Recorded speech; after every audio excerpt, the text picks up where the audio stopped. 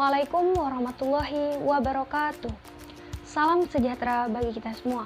Perkenalkan, nama saya Kartika, NPM 2075253 dari Program Studi D3 Akuntansi, jurusan Ekonomi dan Bisnis di Politeknik Negeri Lampung. Saya di sini ingin menyampaikan materi yang berjudul tentang ayat jurnal penyesuaian atau Adjusting Journal Entries untuk memenuhi ujian akhir praktikum dan ujian akhir semester yang diampu oleh Ibu Evi Yuniarti.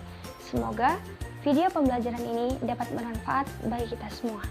Silahkan menyaksikan.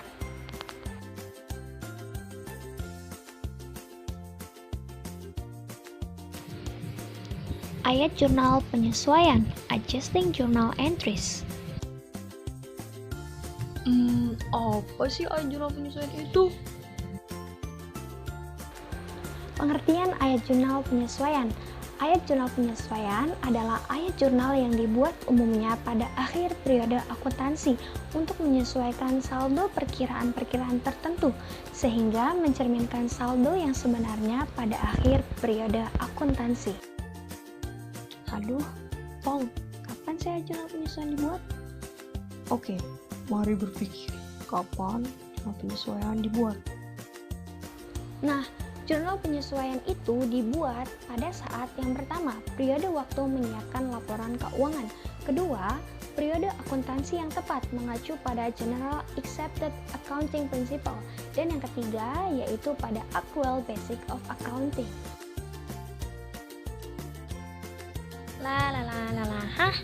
Fungsi jurnal penyesuaian ya? Selanjutnya adalah fungsi ayat jurnal penyesuaian, yaitu supaya akun-akun nominal, yakni akun pendapatan dan akun beban, itu bisa diakui pada suatu periode, serta menunjukkan situasi yang sebenarnya. Akun yang perlu disesuaikan, beban dibayar di muka, pendapatan diterima di muka, pendapatan yang masih akan diterima, beban yang masih harus dibayar, dan beban penyusutan. Pertama, beban dibayar di muka, yaitu beban yang akan datang yang telah dicatat sebagai aset oleh entitas karena uang telah dibayar sedangkan jasa atau barang belum diterima. Contoh, pada tanggal 1 Maret 2015, sebuah entitas membayar premi asuransi untuk 2 tahun sebesar Rp2.400.000. Saat jurnal umum yaitu dengan mendebit asuransi dibayar di muka dan mengkredit kas sebesar Rp2.400.000. Sehingga pada neraca saldo akan muncul nama akun asuransi dibayar di muka sebesar Rp2.400.000. Maka asuransi dibayar di muka ini membutuhkan penyesuaian, yaitu dengan mendebit beban asuransi dan mengkredit asuransi dibayar di muka sebesar yang telah menjadi beban. Cara menghitungnya adalah pertama kita harus tahu berapa bulan yang telah menjadi beban. Dari 1 Maret sampai 31 Desember, ternyata ada 10 bulan yang telah menjadi beban. Dan karena 2 tahun, maka 24 bulan. Jadi 10/24 itu dikalikan Rp2.400.000, sehingga beban asuransi yang terjadi pada periode tersebut adalah 1 juta. 2. Pendapatan diterima di muka atau unearned revenues adalah penerimaan di muka atas pendapatan yang akan datang yang telah dicatat sebagai liabilitas oleh entitas karena kas telah diterima, sedangkan jasa atau barang belum diberikan.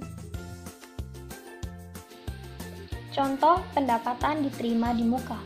Pada tanggal 1 Juli 2015 diterima sewa untuk jangka waktu 3 tahun sebesar Rp3.600.000 dan sewa diterima tunai.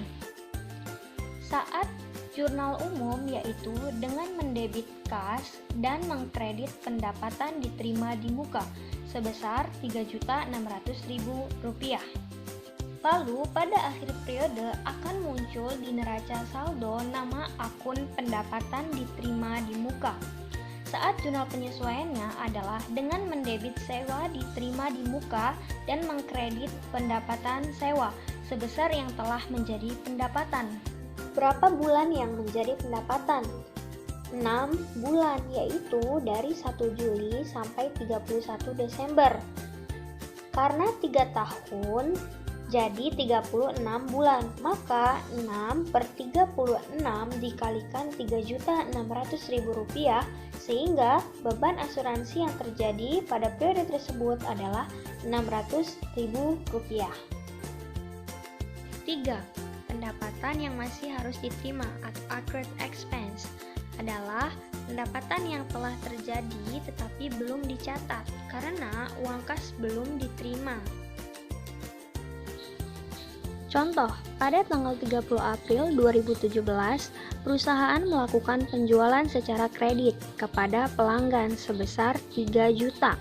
Saat jurnal penyesuaiannya adalah dengan mendebit piutang usaha dan mengkredit pendapatan sebesar penyesuaian terhadap pendapatan yang akan diterima. 4. Beban yang masih harus dibayar atau accrued expense, yaitu beban yang telah terjadi tetapi belum dicatat karena belum dibayarkan.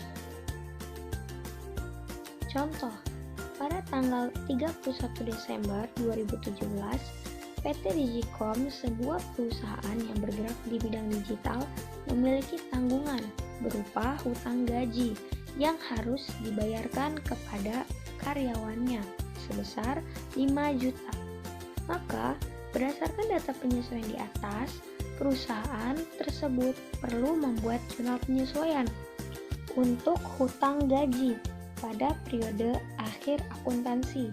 Jurnal penyesuaian yang perlu disusun oleh PT Digicom adalah dengan mendebit beban gaji dan mengkredit hutang gaji sebesar 5 juta. Kelima, beban penyusutan atau depreciation expense aset tetap adalah beban untuk mencatat penurunan aset tetap setiap akhir periode. Contoh, pada neraca saldo terdapat akun peralatan sebesar 10 juta yang dibeli di awal periode. Besarnya tarif penyusutan menurut ketentuan pajak 25%. Jurnal penyesuaiannya adalah dengan mendebitkan beban penyusutan dan mengkreditkan akumulasi penyusutan peralatan sebesar beban penyusutan yang terjadi pada tahun tersebut, yaitu 25% dikali 10 juta, maka Rp2.500.000 beban penyusutan periode berjalan. Nah, gimana dari video pembelajaran tadi tentang ayat jurnal penyesuaian? Kita jadi sedikit mengerti dan kita bisa tahu ternyata ayat jurnal penyesuaian itu nggak terlalu sulit. Oke deh, kalau gitu, sekian dari video pembelajaran saya. Saya hanya ingin mengingatkan satu pepatah, unzur maqala wala tanzur maqala. Lihat apa yang disampaikan dan jangan lihat siapa yang menyampaikan. Kurang lebihnya saya mohon maaf, dan kepada Allah saya mohon ampun. Wabillahi taufiq wal hidayah. Wassalamualaikum warahmatullahi wabarakatuh. Sampai jumpa.